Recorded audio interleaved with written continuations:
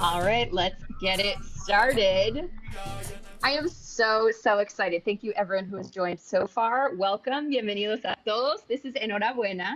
This is our NAHJ New England virtual conversation series. We really wanted to create a space where we can celebrate all of our Latine, Latinx, Latinas, just like all of our accomplishments, all of our exciting accolades. We're going to talk about the tough times too, of course, but we really wanted to just come together and make space for that. Before we get started, I'll thank our sponsors, New England News Collaborative and Connecticut Public. Those sponsorships, they actually help provide scholarship money for college students and also help us put on more of these events. My name is Sabrina Herrera. I serve on the board for NAHJ New England. I'm the director of engagement, so helping with newsletters and things like that. Other members of the board can wave. You may be able to see them: Vanessa, Cindy, Natalie, and Cristela. Cristela is going to be our moderator today. She is Cristela Guerra. She's the VP of Professional Development with NAHJ New England. And she also is the Senior Arts and Culture Reporter at WBUR. She works on the race and identity beat there. And of course, a woman that needs no introduction. She is the founder of Futuro Media.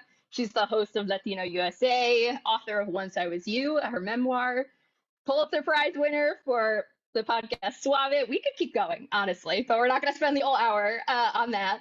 She is passionate, she is driven, she's empathetic, and to me, she represents all of these beautiful, wonderful, positive attributes that our community has.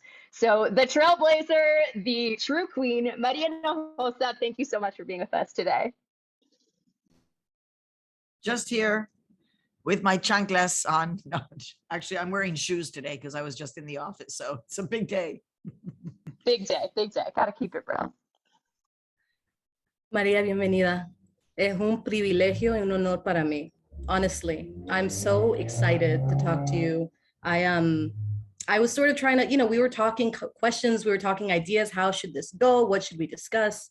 And then honestly, I kind of told like the board, I was like, tengo mi café, me hice un huevo frito, I had some bread, I am barefoot, like estoy en mi casa. Like, let's just make this really, really laid back and let's just celebrate the most recent news, but like what your career has been for a lot of us Latinas who got into this business, right? Like I've been doing this for 17 years. I've always known your work. And what we'd like to sort of set, folks, you can ask questions throughout. As far as I'm concerned, this should be a dialogue. Please put them in the chat, submit them. We'll keep an eye on the conversations. I'd love for us to all talk and engage, because how often do we actually get together, these days, to celebrate and to discuss like our craft. I wanted to kick it off with a piece of tape from Suave that I think will set the mood a bit for the conversation, because this is something that I thought was really significant. It was a significant moment for those who heard the podcast. This wasn't a traditional journalist-source relationship. I mean, there were the Christmas cards. She sent Christmas cards, and she sent cards, and she wrote. Maria, do journalists send their sources Christmas cards? So I actually think that this is a much broader question for me. To me, the role of the journalist is not only to uncover, these stories, but actually there is a tool that we as journalists can use, which is our humanity. That if you give humanity, you're going to get it back. And I guess I kind of intuitively understood what it means to get a Christmas card. And I'm a Christmas card lady. I mean, I learned that from my mom. I love that line. And I think it meant a lot to a lot of people. Would you talk about that moment a bit, and how you were feeling when you were sort of, I think, deconstructing what it was to send a Christmas card to a source? Yeah, so first of all, it's great to be with all of you. I got a little teary because, I don't listen to Suave, the podcast, every day, right? I mean, so I haven't listened to it for a while, so I do get a little teary when I hear those moments. And it's really great to be with all of you. And I agree, this should be just una conversación. It's too early in the day for my daily shot of tequila that I sip to combat cholesterol. Don't get any ideas. A daily shot of tequila helps keep your cholesterol level down. by scientific. So, but it's as if we were having a little tequilita. I guess hearing that part of the conversation is really profound, because I had been collecting these. I had been following Suave since 1993. I started recording with him probably around 2016. It wasn't until I think the beginning of 2019, end of 2018, I think, that we actually realized that there might be an actual series with this work. So when that first happened, when my producer Maggie Freeling we were able to raise the money to tell her, okay, all you're going to do for 2 weeks is listen to the tape, the conversations between Maria and Suave. And then she came back to me and she said, this is great material, but you cannot produce this. You are a part of the story. And I remember just like, what? Like, huh? And then processing it and saying, no, it's good, you're right. And, I believe that a good journalist who works with producers has to trust her producers. And so I was like, okay, well, you got this. And we understood that then the relationship between Suave and I was going to be fodder for the podcast. It was not going to just be like, oh, bueno, eso pa. No, it was going to actually be. And I remember when she asked me that question, I was a little bit like, but we had agreed that this was going to be part of the conversation. And Suave and I have talked about this. And Suave is very clear. He's like, if I was a white male journalist, I don't think I'd be asked these same questions. It would be a different kind of question, right? But because of who I am and who he is, and the nature that many of us will continue to be doubted, you've got an agenda, you're not an ethical journalist, you have strange boundaries, you're too close to the story. I mean, all of these things that you have heard, at that moment I had to actually respond. And the truth is that as journalists, humanity is one of the tools that we have in our tool belt, not when we're trying to take down the CEO of a corporation or a politician. That's not when you're moving with your humanity. And that's why I think the Pulitzer was so special, honestly, because it's recognizing the fact that we're prepared to have this dialogue, prepared to be transparent, and prepared to show, coño, sí, es que una periodista who's in touch with a kid who's sentenced to die in prison, I got a heart. At a minimum, send him a Christmas card, at a minimum. So I'm glad that you pulled out that piece of tape. And frankly, who would have thought that because of Christmas cards, that the Christmas card would be the thing that gives the foundation to now it's a friendship. Back then I would say an experience of a relationship. It was me being a core journalist, which was like, bro, man, you can be a source, man. You're in here for life. You can be my eyes and ears. You can tell me everything that happens in a place that I, as a journalist, can't get to. But also, ay, pobrecito, bendito, let me at least send you a Christmas card. I want to thank Vanessa de la Torre for pulling that tape. That it spoke to me, but she's the one who knew, like, this is sort of how we should craft this conversation, because that's where we want to go. I have a ton of questions, but I'm tempted to sort of jump off what you just said in terms of what we're seeing in our industry change. And is it that we're seeing more people using their humanity, or both and, maybe both and? There are many Latinos, there are many journalists of color that have covered their community for a long time who were told, bueno, pero you can't look biased. You have to look objective. But to me, that always meant you had to look white. And what I laughed at in the podcast was when you would make a voice, you would be like, well, my source is in prison now and he's returning to prison. And I'm like, that voice, that familiar voice in your head of like, I need to be and look like these people do, right? They set a certain precedent that I need to abide by.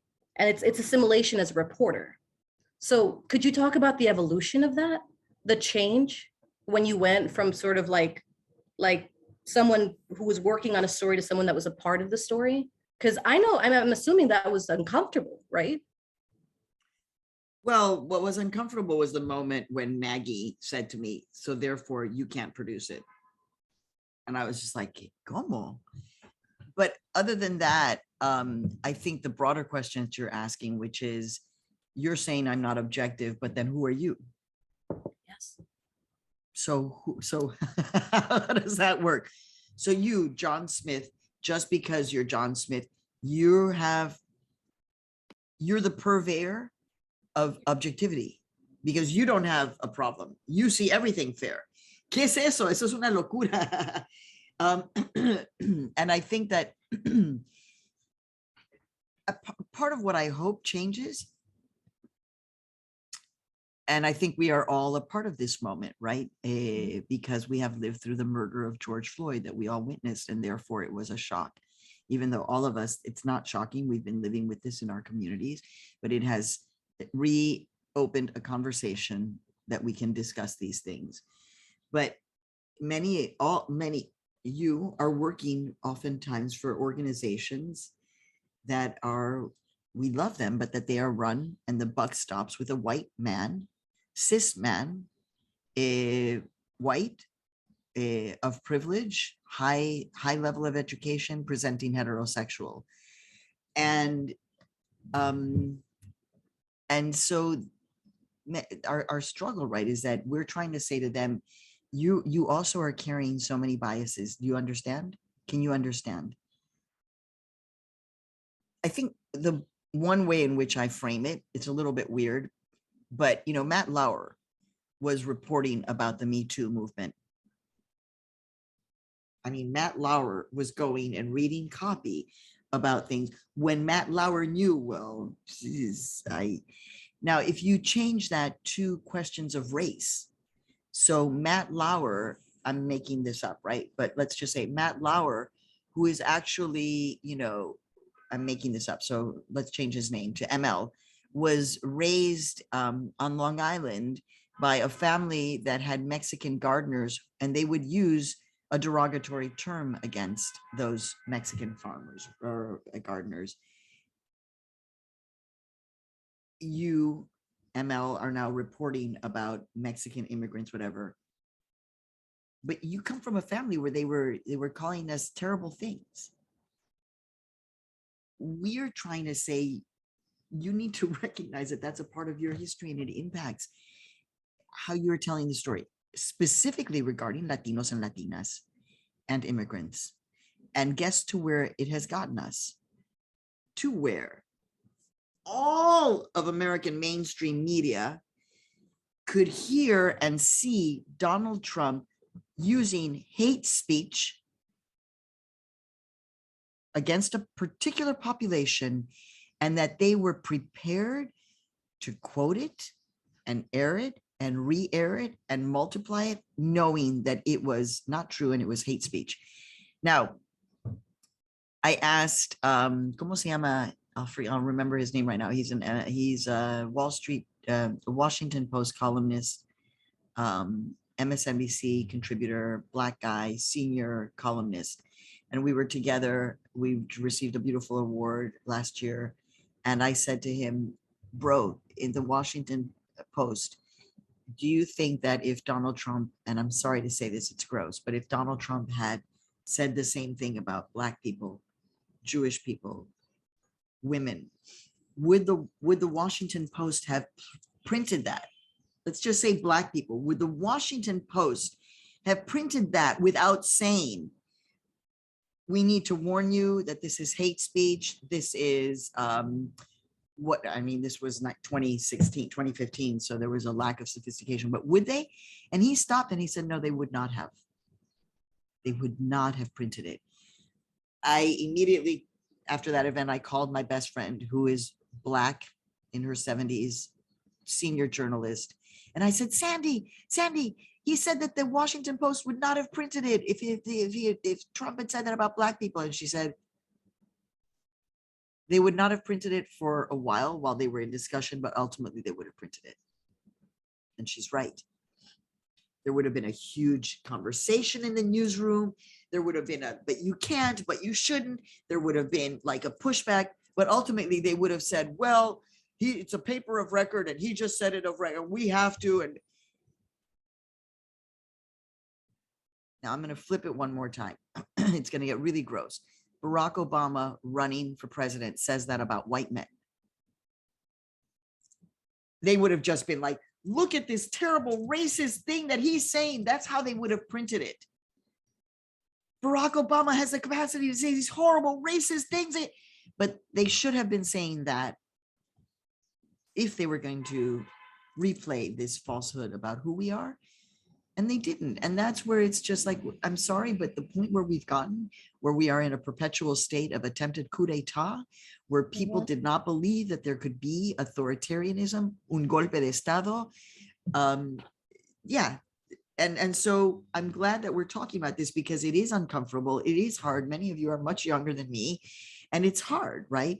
But what I'm hoping that you understand is that you, because of your experience, and all of this conversation, and yeah, the fact that I had the ovarios to do this crazy thing of create Futuro and do all this insanity, what it really is for you to be able to say, I'm taking these positions for the benefit of doing the best journalism that we can. And also because Latinos and Latinas are the second largest population cohort in the United States. And y'all need to understand how we are processing things.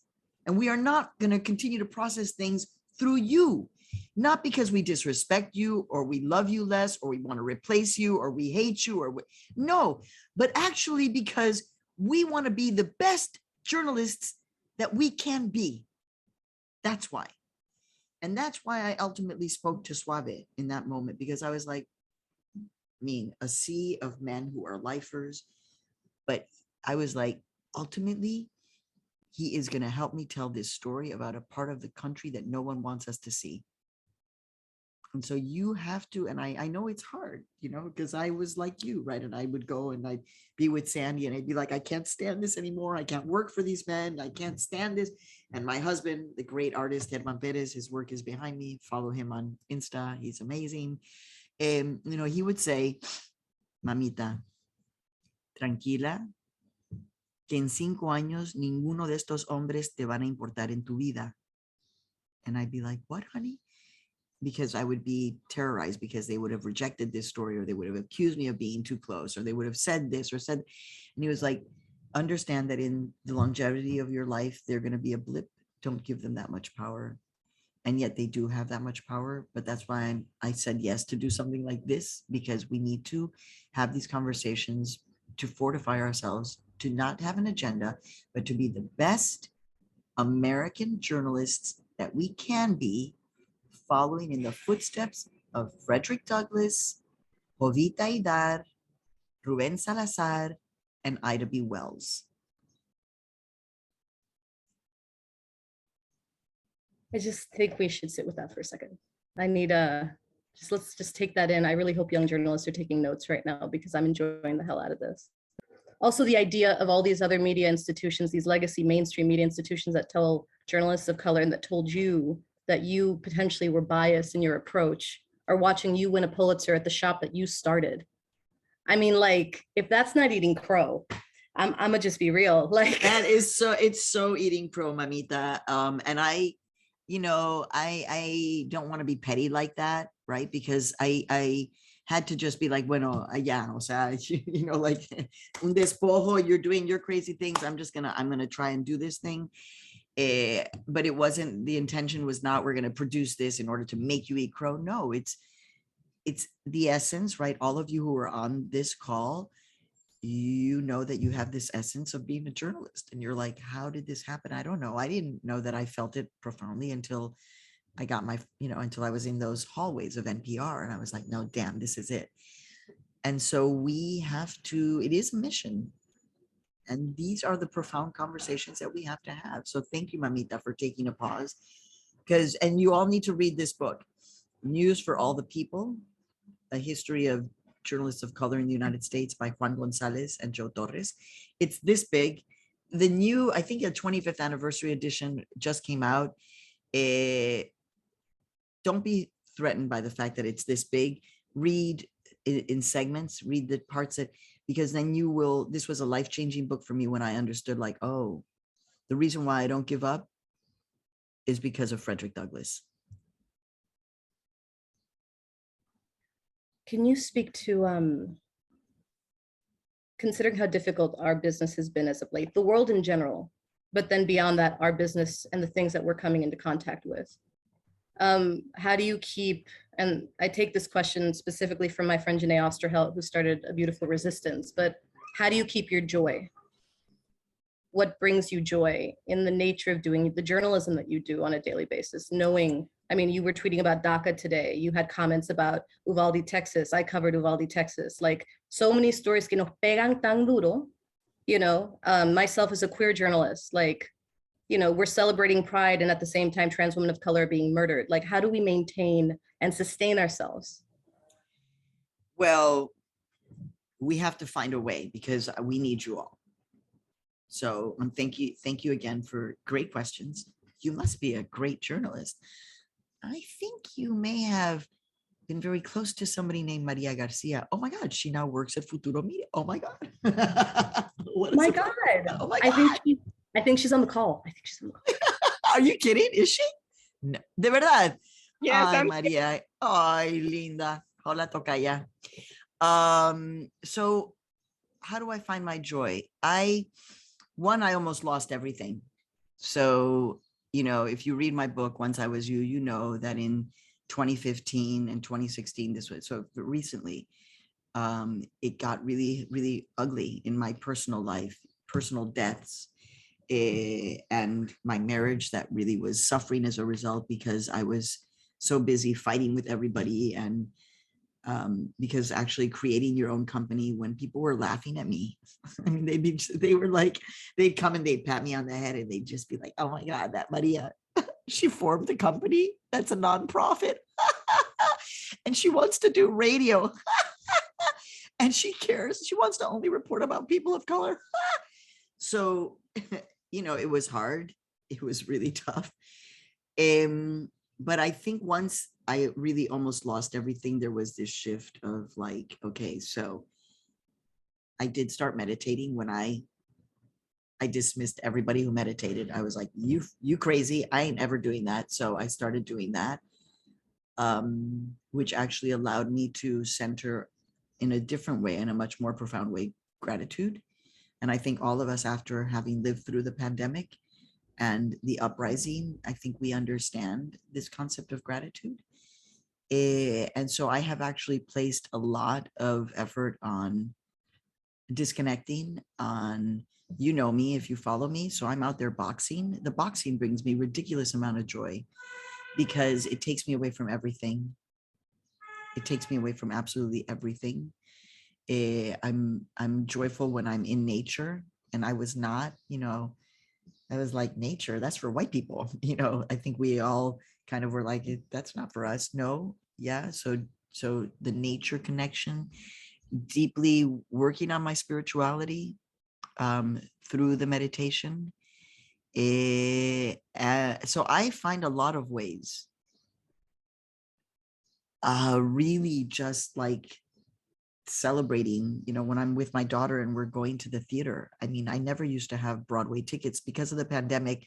I'm now a journalist that gets free tickets to Broadway. What a joy. I can go to the theater and not break the bank. So I'm like enjoying that moment. So I really, yeah. Also because I've lost so many people. So I urge you to find ways to find that joy. It's not a surprise. I've talked about it publicly. Maria Garcia knows it. In fact, Maria Garcia, well, I'm not going to reveal anything about Maria Garcia, but anyway, I smoke pot. I am a medical marijuana patient in the state of Connecticut. I didn't know about I guess I knew about Massachusetts, but you know, I could have been driving up to Massachusetts. So, bendita sea la plantita milagrosa, which I was not I was that person who smoked, you know, every now and then until 9/11. And then I developed PTSD and it was really, and so this actually helped. in my life. Oh my God, is that a cat? Yes, I see your cat. So that allows me also to disconnect and, you know, see the moonlight and also just like really realizing like we're this is the long haul. This is the long haul. And we're gonna have to find a way. Mira, los Maya in their great work, El Popol Vuh, they always said something like, la vida es una valle de lágrimas, es una serie de tristezas. It was like, la vida es puro sufrimiento. Sounds very Mexican. But we also know, los mexicanos and Latinos, and for good or bad, we also know that que es este momento y es este momento que hay que vivirlo, and the passion, and that is us too. And so we have to connect to that. And every moment when we're not in deep suffering, it's a moment that we have to celebrate something of joy. Absolutely. Solid question in the chat. Sativa or indica or hybrid? Let me see, do I have anything? This I brought back from Colombia. This is sativa aceite from Colombia. So good if you have any arthritis, but no, I don't smoke this. Recently, in the past 2 weeks, I from my dispensary, I got mostly sativa, and I realized like, hold on, girl, you can't only be smoking sativa because it's just like, yeah. So I mix it up.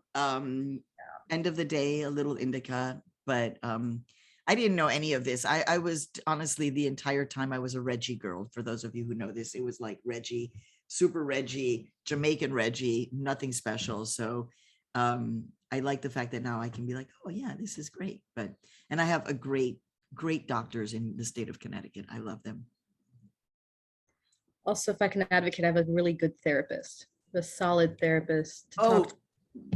Yo, as soon as I get off, reminding me, I have to actually text my therapist because like I need to see her.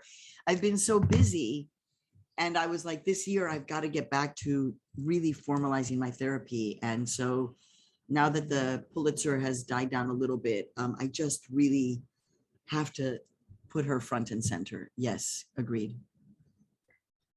Would you speak to what you feel like are qualities that make a good journalist? And I ask you this specifically knowing what we were just discussing. J School tells you you have to be a certain way. The first newsrooms you're in as a cub reporter tell you you have to behave a certain way.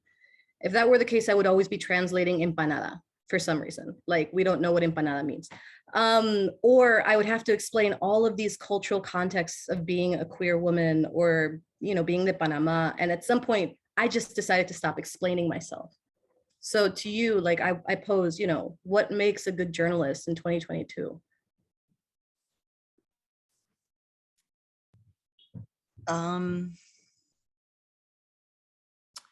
Wow, that's a really great question. Why you have to ask me such a heavy question though? I think we have to have passion for our mission.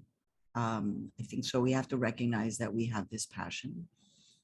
I think, you know, I guess the first words that came to my mouth is you have to be humbly curious about everything, but also you have to be prepared to be a complete badass.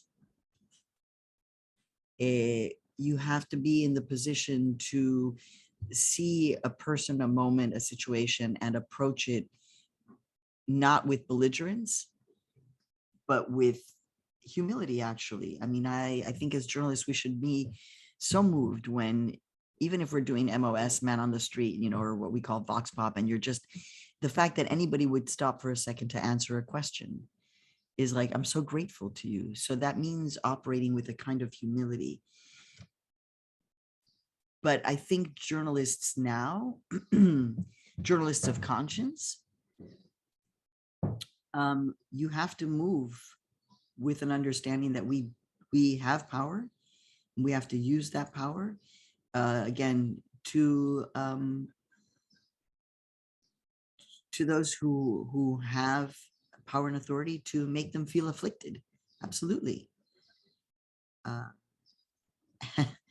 And we don't have to be disrespectful. Like, so nobody's telling you that you have to be an asshole when you're doing our work. Right? And there are many in our field who actually they are. And I'm just like, where did you go to school? Who taught you? And they're like, so you can be too, like, for example, the head of police. Like if I was in Uvalde, and did you go, mamita? You were down there? No. No, but I had really good friends down there, and we were talking through it, and they were, it was a lot. I covered it out of Boston. Yeah, it was, we did an hour-long special on Latino USA. Please listen. Please listen to that hour. So you can see how we can do things differently, how we can approach a story that every other news media in the world has done, and that we were able to come in and just be like, yeah, but listen to this. So approaching the police chief of Uvalde, oh yeah. I don't know him I don't know anything about him. I was a little surprised to see Simon Porcupez down there from CNN. But I was like, órale, cabrón, dale. Very respectfully asking the questions of like, yeah, but I don't understand, sir. You're saying this, but so in that moment, you're not moving with humanity, your humanity towards him. You're actually carrying the humanity of everybody who is so angry about the situation. And you're trying to carry that and take that rage and control it in a way that you're able to use our power as journalists to demand answers without being a jerk. And sometimes we have to be jerks. Although even with Arpaio, Joe Arpaio, who was the biggest bully to me in my interviews with him, I was still not a jerk back. I would just look at him and I'd say, Sheriff Joe, I'm sitting right next to you. You don't need to be yelling at me, Sheriff Joe. Is there a reason why you're yelling at me? And he'd just be like, oh, I guess I'm 85 and I can't hear you. And so I have to, not to be ageist or anything, but, I was trying to make him feel stupid without being a jerk. So there's ways that we can do that. I love your honesty. So a throwback, right before the pandemic, I interviewed the author of American Dirt at City Space. And I was placed on that stage 3 days before, which is another story. And then you did your special. And I thought it was just so well crafted in the way that let's discuss and unpack how this literature, how this story written by this person changes and change. It just, what's the word? Like, what's the issue with it? What are the narratives that you're trying to tell the author? And why do you think you have the right to tell them? And I just remember like the steadiness, the pace of it. I would love to get into your interviewing style specifically, because that's something you develop over time. This is my favorite part of the job. Writing stresses me out. Esto, I could do this all day. Like what is it about for you interviewing? How do you sort of develop that kind of skill when you're talking to somebody as defensive or aggressive, as the folks you've spoken to?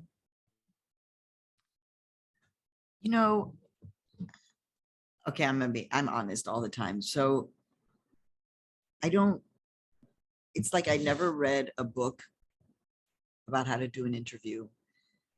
I read Oriana Fallaci. I read Elena Poniatowska. I was, in the sphere of journalists like Scott Simon and Walter Cronkite. But no, that I can remember like actually taking a class on how to do an interview. No. So that's why it's sometimes hard. I'm like, God, everybody wants to know how I do this. And I'm like, I don't know how I do it. There's something wrong with me because I can't tell you how to do, because I'm like, I don't know. I don't know. That's why I'm like, how can I teach you? How can I tell you? So what I try to be ridiculously present. I try, again, humility is very important to me, especially when you're in person. When I think about the Uvalde interviews, I was very like you. It was just like the worst days that you had to like even do an interview about this. And so just being very slow, in my pacing. I was the first two interviews, I was very clear that I did not want to cry, because I really wanted to hold it together.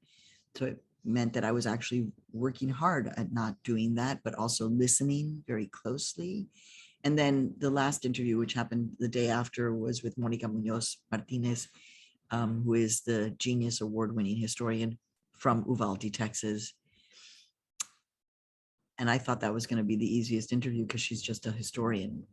And it became the most intense interview. And in that moment, I couldn't hold it together. I couldn't, because she was in so much trauma. And so I was honest, right? I fell apart in that interview in a moment. And I was like, okay, bueno, no hay nada que hacer. So I think always bringing yourself back to the moment, to the person that you're with, always as much as you can. And I know that we super prepare, like that's why we love our producers and that's why we love the preparation. But, you know, ultimately you have got to go to that essence of the question which you asked, which is what makes a great journalist. You've got to be infinitely curious. You just got to be like, and then what happened? My God, y de allí y después. And also, you know, like we get that. Like I realized, like I think a very important moment in my life was when I realized that maybe I was not a writer, but I was a storyteller, because my mom, if you didn't listen to the Chisme episode on Latino USA, you know, my mom, when we would chismear, she was always telling stories. And so I realized I was super curious about, no, y después, y entonces, no, pero ¿cómo? So you have got to maintain that deep, profound curiosity first and foremost. Then you can go back to your reporter's notebook and make sure, okay, well, I asked this, I asked this, I asked this, I asked this, but being present as much as possible, because I think the interviewee feels that. They'll feel if you're like, so anyway, so tell me, when was the first time that you know, and then when you're like, I don't want to talk to you, you're looking at your notes. No, you're a human being, a journalist having a conversation with me. So it's hard. And I think you're right. I think a lot of it comes from getting older, where you're just like, I can ask this question. And so my recommendation to all of you is to just try not to wait so long. And I was feeling pretty solid, you know, relatively early in my career, but I still feel like, damn, you know, you really have gotten better because you have just gotten older and you're trusting it more. So it's like, how do you convince younger journalists to just trust it more? Just trust it more. Well, and not change or not turn into somebody that's, I feel like I often would defer, right? Like if I was interviewing a politician or somebody that was very important, there was this feeling of like shrinking yourself, when in fact the expansiveness of us, especially as journalists of color, not to be a braggarts or proud, but just to have your chin up, right? 100%. Right? I actually, you know, one of the things I tell my students is that you better be walking around with your shoulders back, like, hello, I'm here, what's up? And also be able to walk in humility. Interestingly, I think my presidential interviews, the interviews with all the presidential candidates, except for Biden and Kamala, they didn't say yes. We didn't ask Andrew Yang, but other than that, everybody who we asked said yes. And I do feel like this is, I wish somebody would say like, oh my God, María Hinojosa's interviews of candidates, like hot stuff, because nobody else had those kinds of interviews. Like with Bernie, who, you know, he's not such a likable guy. And I was like, I love the politics, but Bernie, ugh. I made him, I was like, I'm going to try to make you into somebody who I can like. And but also holding him accountable. And he didn't like that also. He came at me immediately. But what kind of an interview would you like to see? That's kind of how I operate, you know, but you're right. It was like, I have to own, in this case, as a Latina political journalist, you bet that I am going to own all of this power because I must. It is a historical imperative. And I say to you, you too have to move with historical imperative. You're like, I'm just the local, I don't care. You have to move like that. I think a question that the board had that we were discussing was how does Maria act like she doesn't give a fuck when she walks into a room and just like, como si nada, right? Like this ovarian fortitude, this sense of self, you know, which I think comes with time generally across the board. But like I have only recently, I'm 37, right? Like I remember coming into this field and feeling like there was a meekness that changed at some point. And I can't totally tell you what it is, maybe coming out of the closet, but regardless, like it was just the sense of self that comes when you do this for a very long time, you know? So sense of self, and you need to add to that sense of responsibility. Yes, so. Again, historical responsibility. Yeah. So when we're engaging our editors, and you may not win every battle also, right? But it's like, I'm actually not trying to be a jerk about this, but I'm trying to make it clear that if we look at the data, and this is ultimately one of the things that I always was moving, what is the data saying, right? So the data says that the Latino demographic is one of the fastest growing demographics. Oh my God, and they're not really represented in American media. Well, I have a responsibility to tell those stories. And so that sense of responsibility, because we know what the data says. That's why, eating crow, I'm like, yo, but the problem is that all the people at NPR or at CNN who were saying ridiculous things to me, or at PBS who were saying ridiculous things to me, many of them are gone already. But it's like, and the few who they have gotten in touch, they're like, damn, you never gave up. Smart. But the ones who were dismissing me, or like people, very famous people at NPR who said, oh God, that Maria, she just operates like so entitled. And I'm like, entitled? I've been working my butt off. Or the fact that, back then at NPR, the battles were for representation. That's how Latino USA is born. We were fighting to be represented. And the fact that people would just be like, oh my God, it's just like Latino USA, it'll be around for 3 years. Who cares? Like, well, come on. It's like now NPR realizes what we were saying, which is if you don't have this audience, forget about your future. Who's going to be funding you? Just wondering. So as journalists, again, always go back to the data. What is it telling you? I would also say, who's going to be running you? Realistically, I mean, I see young journalists coming up who are going to be running NPR. They're going to be running Totalmente, completely, 100%. Yeah. They could have been ahead of the game. That's what all I'm saying. Because I left CNN in 2005, essentially because it was like, I was like, is it me or is it Lou Dobbs? And they were like, no, we love Lou Dobbs. And I was like, see ya, you're going to have a problem in the future. And it's true. Futuro Media, yo solita, winning the Pulitzer, CNN, that's still trying, I believe, you have to make like that stuff, having Lou Dobbs on your roster, it actually does suck something out of who you are. And, CNN is struggling right now. They are really struggling. They released the data from Nielsen about the January 6th commission hearings, the prime time. It was ABC, MSNBC, I think CBS, NBC, and the last one was CNN, Oyeme. So they're going to say, oh, you have an agenda. You have such a Latino. And you can actually be like, actually, I'm looking at the market. And there may be some editors who cannot handle that. And that's when you're like, okay, well, I have to maybe think about finding another job.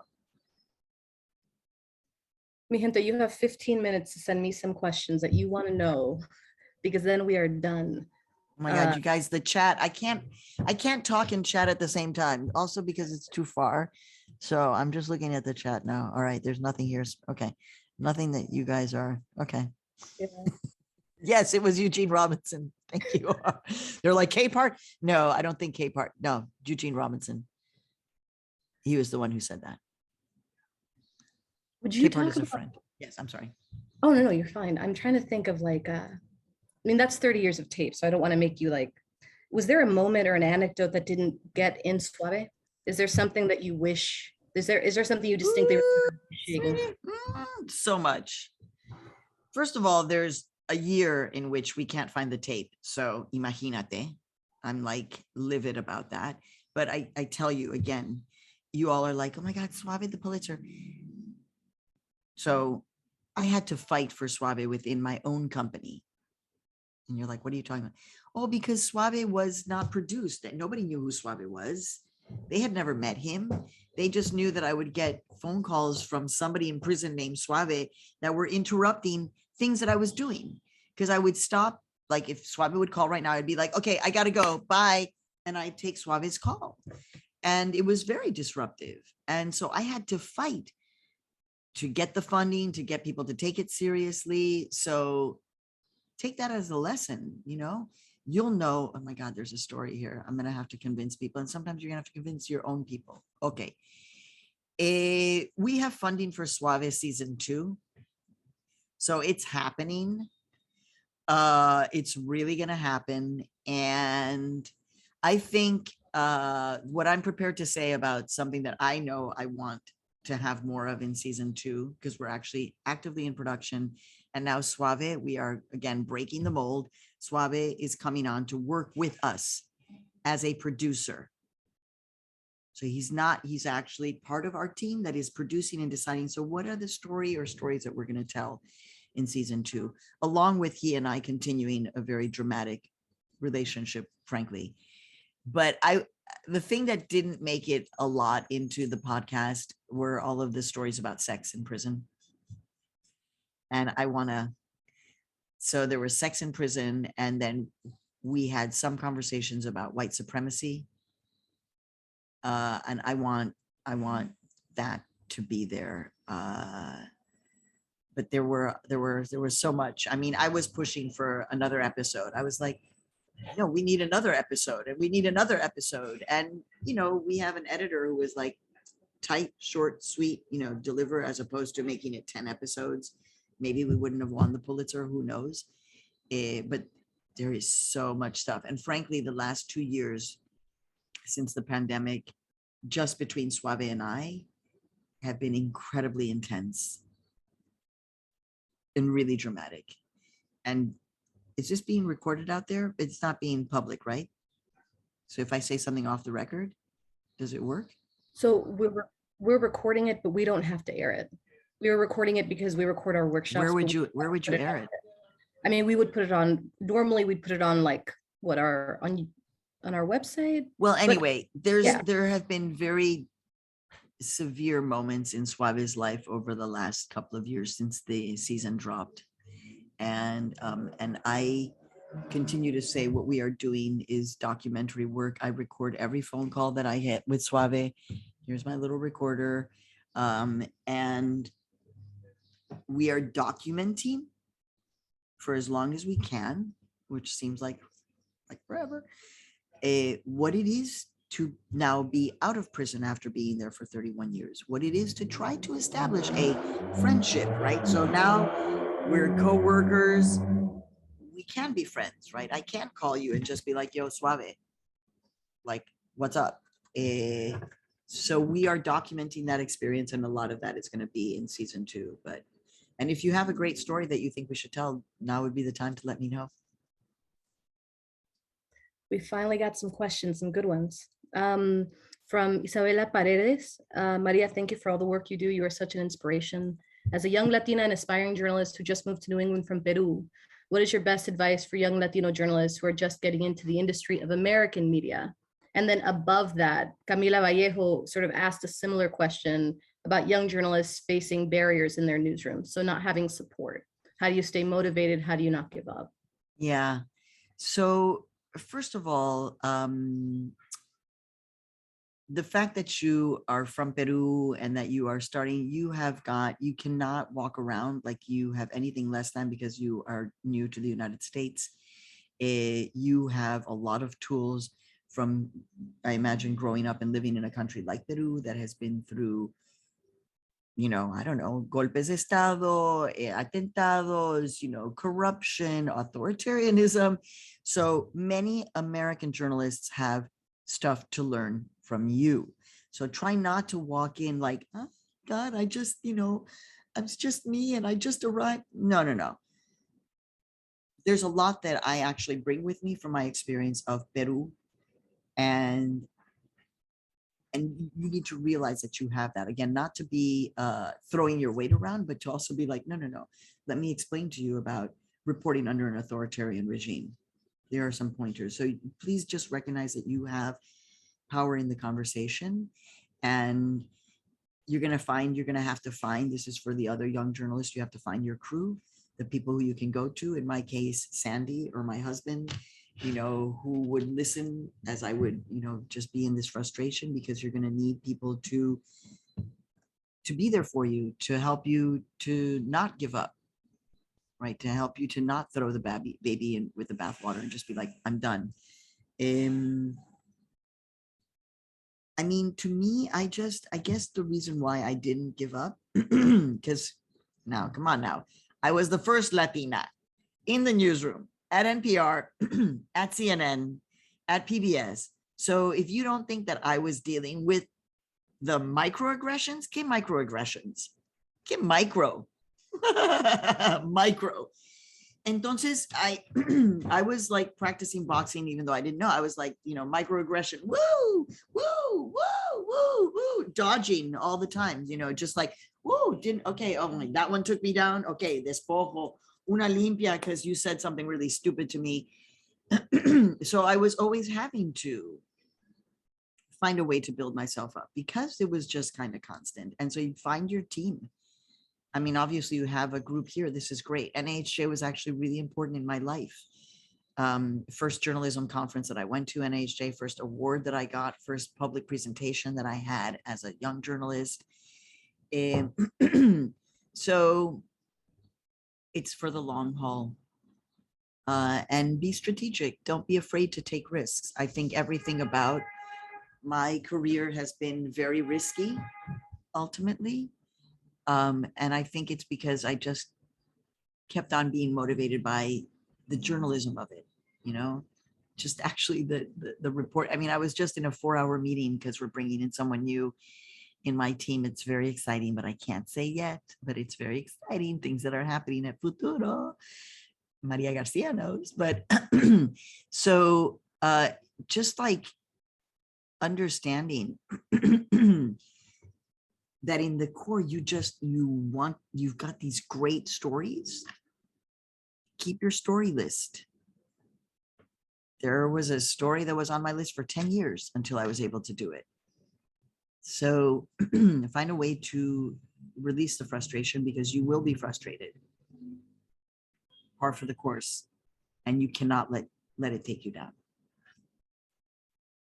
Really solid question about advice for entrepreneurs who want to do what you did, who want to create their own operation, who want to tell their own stories and have their own company. Go for it.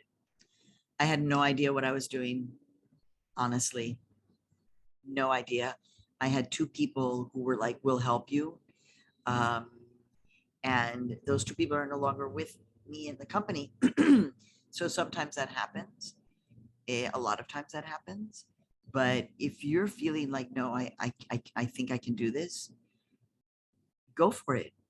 I'm just so glad that I didn't walk away. By the way, I never called myself a media entrepreneur in the beginning, because everybody was laughing at me. They were all like, oh, you made a nonprofit. Oh, Maria, you're so dumb. Why don't you do this to make money? So I didn't call myself a media entrepreneur or a businesswoman, because I was like, I don't know what I'm doing. No, if you're like, I am a media entrepreneur now, oh, hell yes, I'm an entrepreneur. Oh yes, 100%. And I love that title, and I'm absolutely proud of it.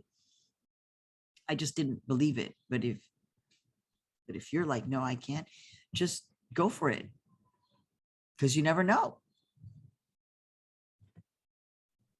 So I have one last question, and I'm going to hand it over to Sabrina.